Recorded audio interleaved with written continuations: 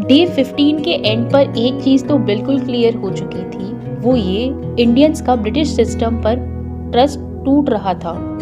उन्होंने रिफॉर्म्स का प्रॉमिस किया पर ग्राउंड रियलिटी बिल्कुल अलग थी। और जब ट्रस्ट टूटता है तो लोग सिर्फ बात नहीं, रिएक्शंस भी देते हैं। Welcome to the day 16 of the series before independence. World war के बाद ब्रिटिश गवर्नमेंट ने सोचा इंडियंस को ज़्यादा कंट्रोल में रखना पड़ेगा।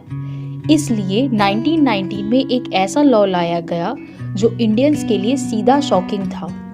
इस लॉ का नाम था रॉलेट एक्ट। इस एक्ट के अंडर ब्रिटिश गवर्नमेंट को ये पावर मिली गई थी कि वो किसी भी इंडियंस को बिना ट्रायल, बिना कोर्ट और बिना किसी प्रूफ के सीधा जेल में डाल सकते हैं। और सबसे पहला इंडियंस जिसको ब्रिटिश गवर्नमेंट ने गिरफ्तार किया वो थे डॉक्टर सत्यपाल।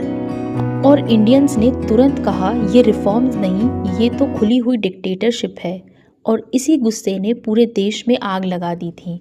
जगह जगह प्रोटेस्ट शुरू हो गए, मीटिंग्स हुई और इसी बीच पंजाब में 13 अप्रैल 1919 को जलियनवाला बाग में लोग शांत तरीके से गैदर हुए थे। यहाँ लोग रॉलेट एक्ट के खिलाफ प्रोटेस्ट कर रहे थे। कुछ लोग बैसाखी का मेला मनाने आए थे और कुछ लोग सिर्फ सुनने आए थे। पर उनके पास कोई वेपन्स नहीं थे और ना ही वो कोई वायलेंस क्रिएट कर रहे थे। और तभी एंट्री होती है जनरल डायर की। उसने बिना वार्निंग दिए अपने सोल्जर्स को ऑर्डर दिया फायर करने का और भागने का रास्ता भी बंद कर दिया था। लोग गिरे, चीखे, मरे और मिनट्स में जलियनवाला बाग एक प्रोटेस्ट से मैसेकर बन चुका था। इस दिन ने इंडियंस को सिर्फ दुख नहीं दिया, इस दिन ने एक इल्यूजन तोड़ दिया। वो इल्यूजन कि ब्रिटिश जस्टिस फियर है, वो इल्यूजन कि ब्रिटिश रूल सिविलाइज्ड है। जलियनवाला बाग के बाद इंडिया वापस उसी पुराने मोड में कभी जा ही नहीं सकता था।